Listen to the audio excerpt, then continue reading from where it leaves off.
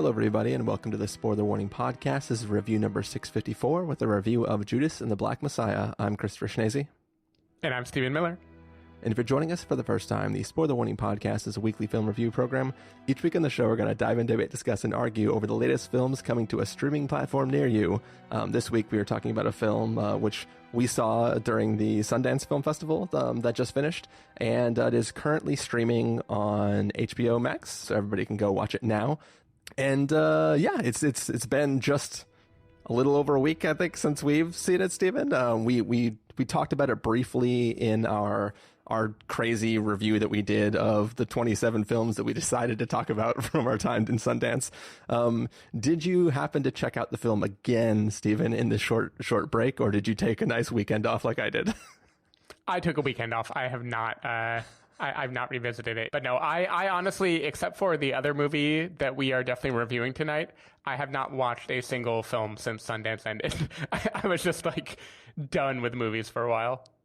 Yeah, I definitely felt the same. I did watch something, a little animated film just in the middle of the week last week, just as a little, like, one night I was bored and I was like, you know what, I'm just gonna, I think it was probably the night after I released that crazy episode and was like, you know what, I deserve just shut off my head and watch a fun little animated movie.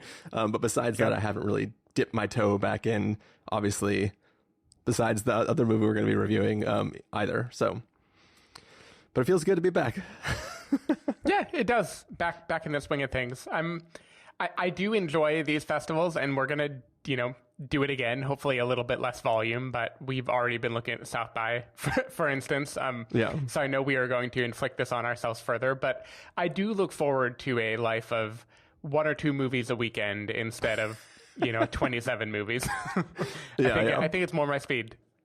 Yep. As is. I mean, I still remember the times when I thought that like watching 3 movies in one weekend seemed like excessive. I know. I remember the first time we decided to do like 2 reviews in a weekend, and it felt like, can we really pull this off? And then we flew too close to the sun one weekend and we did like 6 reviews or something. But festivals are a whole different ballgame. Yep. Well, now that we survived, it's time for us to give like more in-depth reviews than we did for the festival as a whole. So what do you say, Stephen? We just get started. Let's get started. All right, we're going to take a listen to the trailer for Judas and the Black Messiah, and then we're going to come back and give you a review. Deputy Chairman Fred Hampton of the Illinois Black Panther Party. Repeat after me.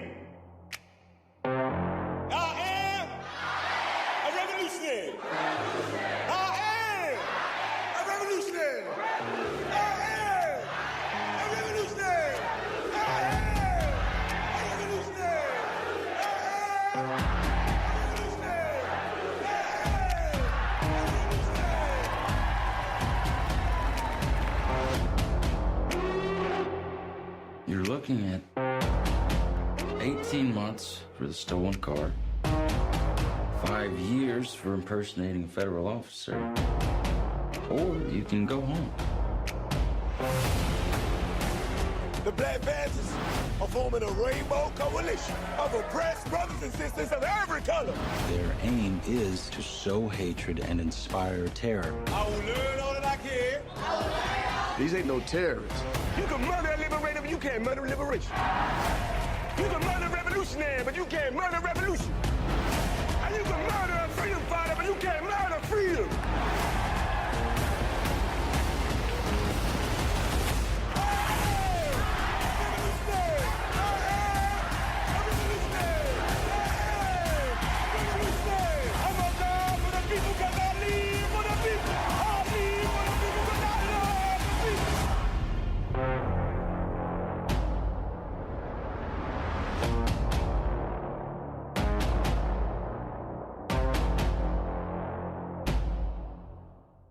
All right, so that was the trailer for Judas and the Black Messiah. It is the real-life story of a man named Bill O'Neill who was basically recruited by the FBI and helped them infiltrate the Illinois chapter of the Black Panther Party and ultimately led to the assassination of Chairman Fred Hampton.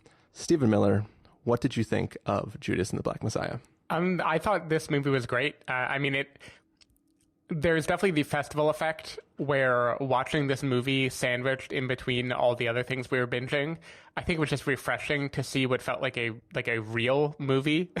I don't mean that to be like demeaning to other festival films, but a lot of festival films feel like a great idea that is maybe well acted and a little shaky in the execution and trying to, swing and a miss. And Judas and the Black Messiah, the closest thing I could compare it to, and this is maybe a strange comparison, is The Departed. Like it felt like a movie to me where just out of the gate, it's like, we are going to, we know exactly what tone we want this film to be. We are going to tell you a story about competing narratives.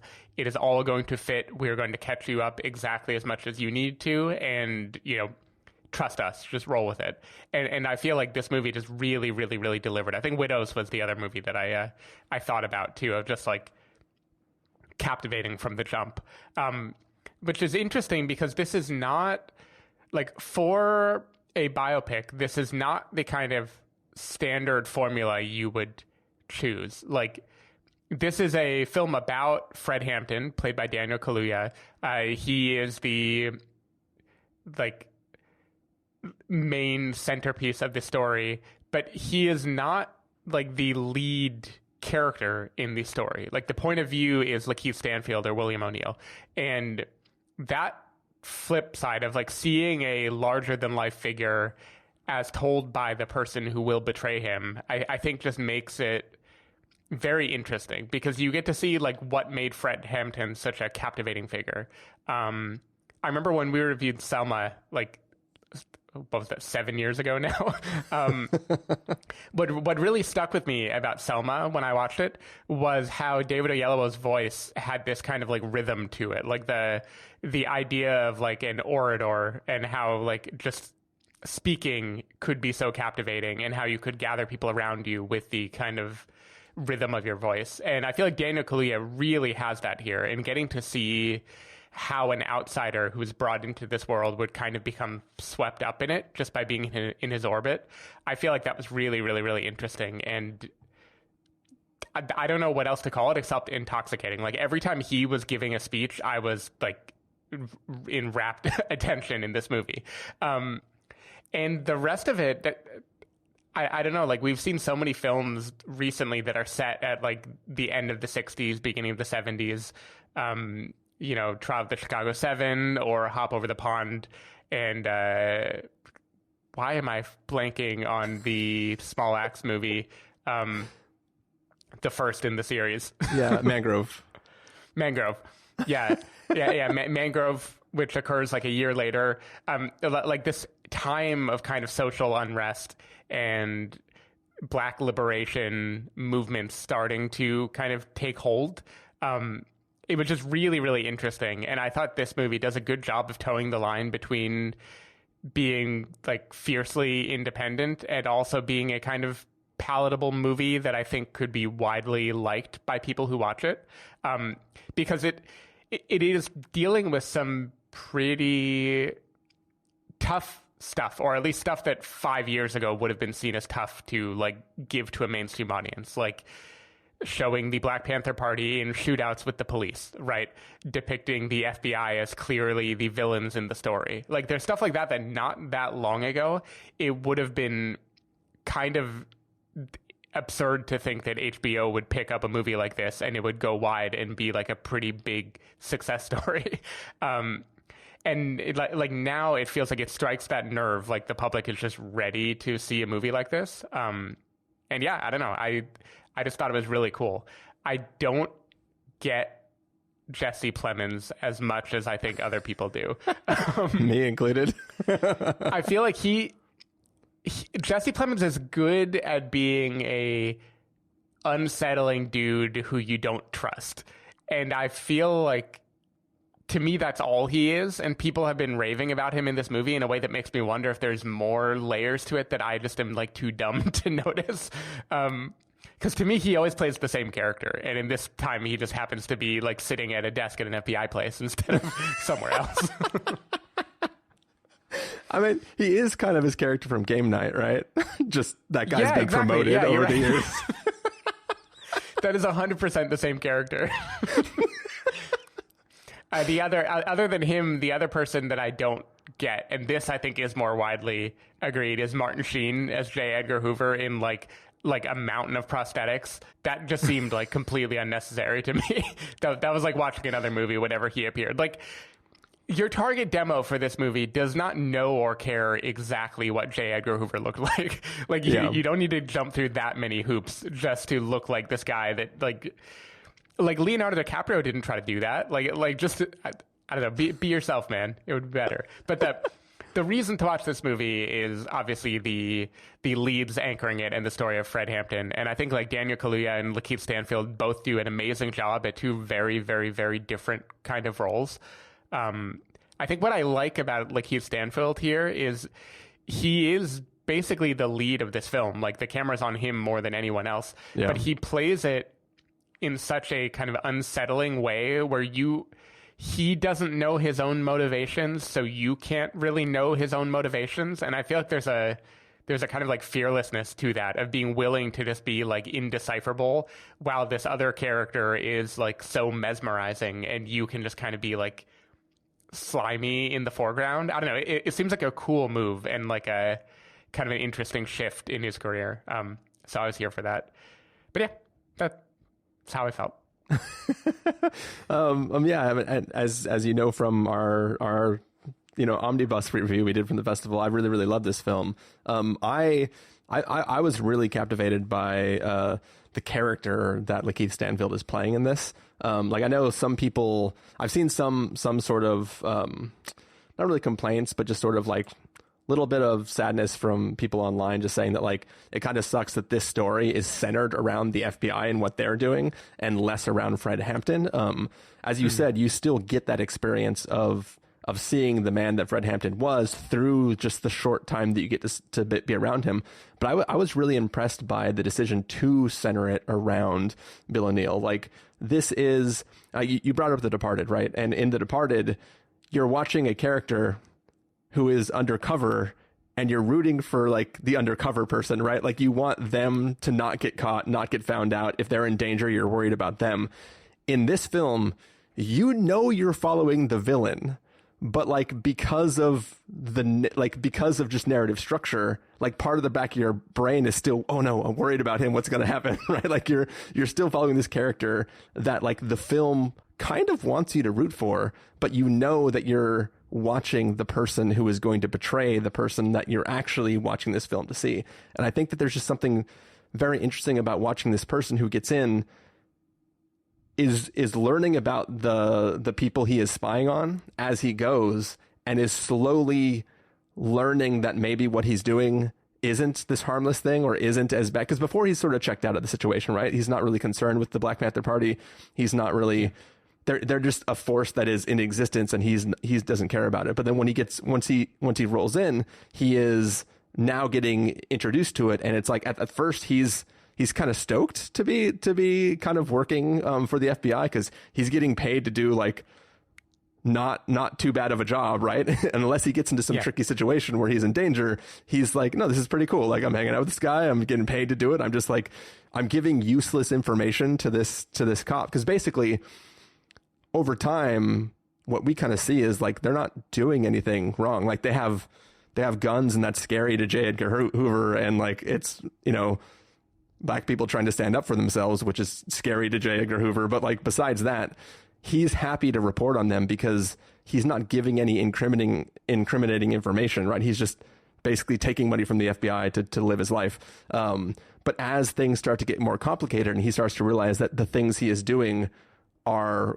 leading to worse and worse outcomes for this group of people, then it starts to be this dance of how bad does he feel versus how much is he trying to protect himself from whatever the FBI is holding over him. And I think that there's a really interesting thing to look at that conflict and watch this character and go through this struggle. I talked about it in the other review, but like at the end of this film, you cut to an interview that the real life person had given, only interview for TV that he'd ever given.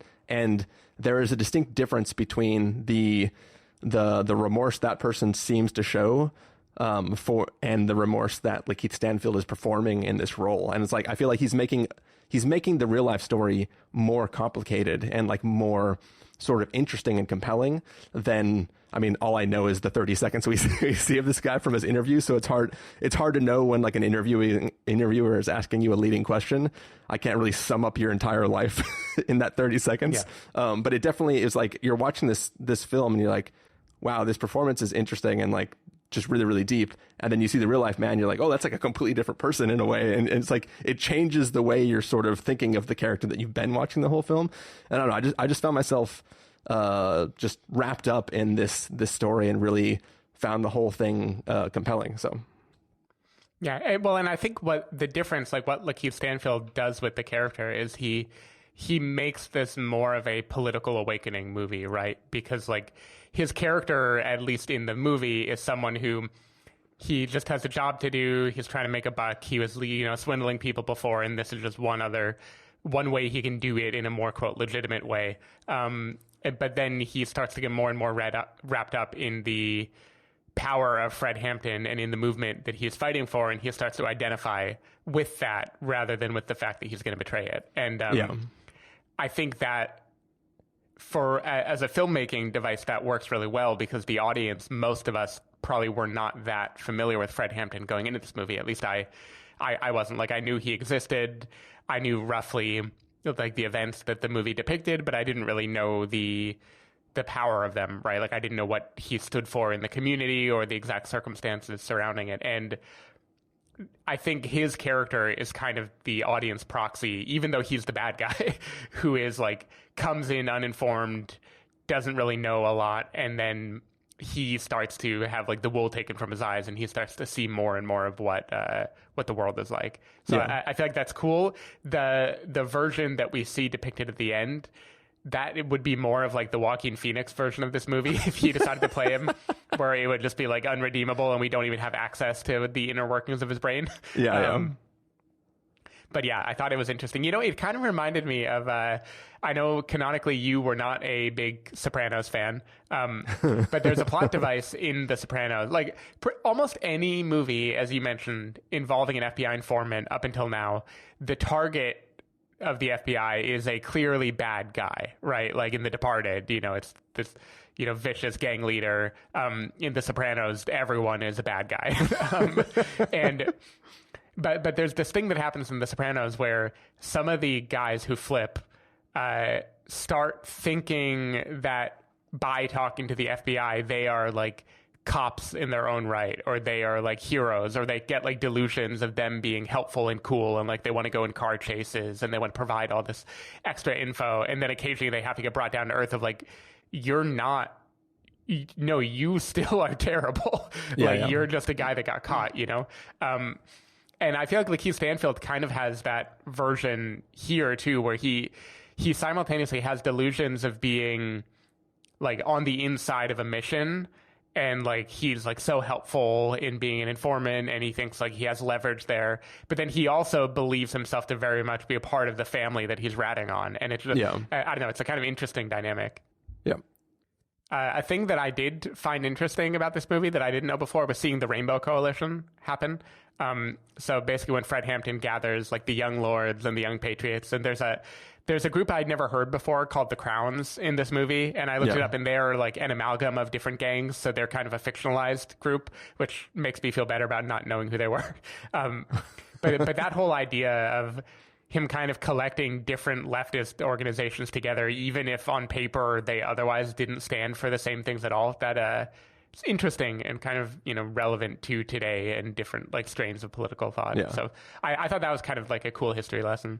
It is interesting too how like that scene where he goes to meet, like at least the meet where he goes to interact, he basically crashes like a Confederate party sort of thing, like whatever's going on. Because there's a scene in the beginning where Jesse Plemons is trying to explain the situation to LaKeith Stanfield, and he's like, hey, I see like the KKK and the Black Panthers as basically two sides of the same coin, and he's basically making an argument of like these are these two groups that are working outside of the justice system to achieve their own ends or whatever. But then in the scene, when he crashes this meeting, he like everybody's like upset for a second. He's like, look, society is casting all of us out and treating us both poorly. Like, if we work together, we can like stand up together. And it's like he's trying to make this a peaceful conversation between these two supposed sides of the same coin, and like bringing them together to make a stand together. It was an interesting way to like take that intro of what the FBI is sort of trying to look at these people as, and then flip it on its head and use it as a way to unite people together for like peaceful causes instead of this seeming military cause that like the government was all scared of. So I like that scene a lot. Yeah, I thought that was cool. And it's interesting to compare that to something like BlacKkKlansman, where like Spike Lee's movie, the line is much more clear between like those are the bad guys and we infiltrating them are the good guys. And, you know, it's kind of obvious that the like larger than life Hicks or whatever are the villains of the story. Yeah. And it's interesting to see a movie instead where like the villains are the system, like the villains are the feds and everybody else. And all these people, even if they are, you know, they do have a Confederate flag and they are representing things that are not, you know, great. But at the same time, like they still have more in common compared to the FBI than they do have reason to hate each other. And that, I don't know, I think like people have mentioned that this movie, they felt like it didn't go far enough in the political side. I've heard that criticism of it in a few places, but I feel like as a kind of, I don't want to say mainstream, because this movie, I have no idea in a world with theaters and humans going to them, like how big this movie would have been or not. But this feels like a more big budget film that is reaching a wider audience. And I feel like it does a good job of kind of Trojan horsing a lot of pretty radical ideas without being a movie that feels like it is, quote, about far left politics or anything. Like I feel like it does a good job of like hinting at that stuff without being preachy. Yeah, just backing up for a second too. Just at the beginning where you were talking about not being super into Jesse Plemons' character. I think for me, one of the reasons why it works so well is because, like, you talked about the ridiculous portrayal of J. Edgar Hoover, and like we don't really see him much, right? Whenever we see him, he's like giving a TED talk on how the Black Panthers are the worst thing for the government or whatever. They called them Ed Talks back then. Oh, gotcha. I see what you did there. But basically, you only see that, and then he goes away. And Jesse Plemons is sort of like the mouthpiece of the actions that the administration is taking, but he starts off as sort of the person who is offering LaKeith Stanfield like a nice little job to save him from going to jail. And over time, they sort of become like, it's clear that LaKeith Stanfield thinks that he's like friends, right? Like he's going over to the house, he's like having drinks and stuff, like drinking the nice scotch, going to the fancy restaurants. He's getting bonuses, like he's able to get like bonuses for like giving good intel and stuff like that. But it's like when you watch that turn that happens, I feel like Jesse Plemons does, because even when Jesse Plemons is like, oh, this is going from more than just I'm getting intel, now I have to start taking bad actions. It's like there's two steps before the actions that end up affecting Chairman Fred, right? Like there's the decision from the government, then there is the decision that Jesse Plemons' character has to give to LaKeith Stanfield, and then there's the decisions that LaKeith Stanfield has to actually make to participate. And it's like watching him sort of betray LaKeith Stanfield, like that transference is like an interesting thing. And I think that's when you see like at first it seems like a simple matter of fact job that he is doing, right? Like, hey, these organizations, they shouldn't operate outside of the law. All we're doing is keeping tabs on there. We need to know what he's capable of, blah, blah, blah. It seems like this is all innocent. Like we're just keeping an eye. We're just keeping the peace. It's all totally nice. And then when he has to make that moral decision to do something that is no longer just a keeping the peace thing, he's doing like a horrible act now, and like watching him still push that forward, there's like an interesting nuanced performance there of just like that sort of being okay with being immoral because it's your job. That's like, you know, it's sort of a Christoph Waltz in Inglourious Basterds sort of situation, right? Right. So, yeah, or maybe Todd in Breaking Bad, for instance.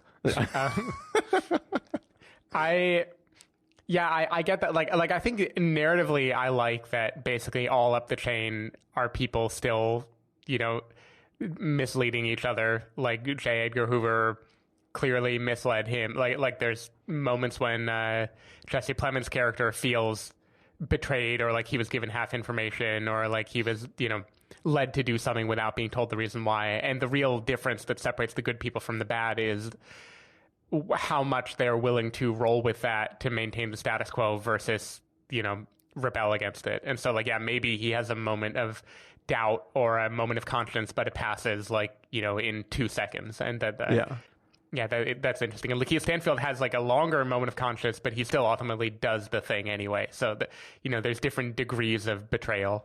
Yeah. But I just for me, the reason why the evilness is like Jesse Plemons is like, it's a living. And LaKeith Stanfield is literally in tears as he's trying to figure out how he's going to try to carry out the job that he has to do. Right. So it's kind of there's a different level there. But yeah, I just wanted to touch back on sort of why I did really, really like that performance. I think in our main review, I said I really, really want to see him play a Bond villain eventually. Mm-hmm. And I was talking with Jamie after she had seen the film, and I was like, I really think that Jesse Plemons is the next Philip Seymour Hoffman. He's sort of becoming that sort of actor, right? So I mean, Philip Seymour Hoffman was a villain in Mission Impossible. I think I think we're approaching that realm. So. Well, as long as we were talking about The Departed too, Jesse Plemons was just announced to be leading the new Scorsese movie that was going to be Leo DiCaprio leading it, which that is where I don't quite understand Jesse Plemons as a star, because I cannot imagine him leading a film that would have anywhere near the vibe of a Leo DiCaprio film. Yeah. It just seems interesting. But now Daniel Kaluuya, I want to see him lead anything. I feel between this and Widows and Get Out, the dude has range, and he can be menacing, and he can be incredibly captivating in a positive way, and he can be an audience surrogate. I feel he's just really versatile as an actor, and yeah, I really like him in this. And I do want to piggyback on that too, because I thought Daniel Kaluuya was fantastic in this film, and I didn't know anything really about Chairman Fred Hampton, but I feel I get a sense of who he was and what he stood for through this performance, and it was really, really impressive to me. Because of how much I'm talking about the plot of this film, I've been talking less about him. So I do also want to celebrate him, because obviously he's amazing in this film. I'm just very much a plot guy, and that's sort of where I've been focused on for the review. We definitely get it.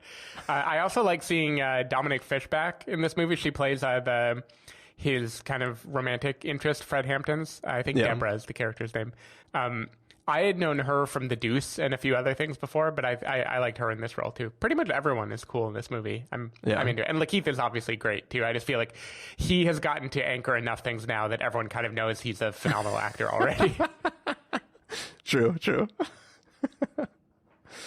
Well, any last thoughts about Judas and the Black Messiah? Just that I feel this well isn't tapped yet. I would be happy to keep seeing more movies that are set in the late 60s kind of cultural awakening period. I feel it is I don't know, it's just really interesting, and kind of without even having to bend anything, movies become very politically resonant to today just by saying what happened back then. And I feel that is cool. So I'm here for it. I hope they're keeping more and more biopics set in this time period. Yeah. Cool. Well, let's go ahead and get to our verdicts for this episode then, Stephen. If you were going to give Judas and the Black Messiah a must-see, recommend with a caveat, wait for rental, pass with a caveat, or a must-avoid, what would you give it? I'm giving it a must-see. Same. Must-see from me as well, which, if you listen to our Sundance review, you would know our thoughts on the film. But yeah, big must-see from both of us. We had great times watching it. Stephen Miller, this is going to bring us to the end of this episode. So if people want to find you throughout the week, where can they do that? People can find me at twitter.com/sdavidmiller or sdavidmiller.com. People can find me at ChristopherInRealLife.com or Twitter.com/ChristopherIRL. You can find the podcast over at thespoilerwarning.com, where you can get a bunch of the back episodes of the show. If you want to subscribe to the show, you can do so in Overcast, Stitcher, Apple Podcasts, or wherever podcasts are found. If you want to know when the episodes go live, you can follow us at Twitter.com/SpoilerWarning, Facebook.com/TheSpoilerWarning, or Instagram.com/TheSpoilerWarning. If you want to get a hold of us directly, you can send an email to fans@thespoilerwarning.com, or you can use the contact form on our site. Music for this episode will come from the soundtrack to Judas and the Black Messiah, so hopefully you are enjoying that. That's it for this episode. We have more episodes to come. Depends on our stamina for the night. Yep, we're going to go off and record those, so we'll see you in just a moment. Bye. Bye.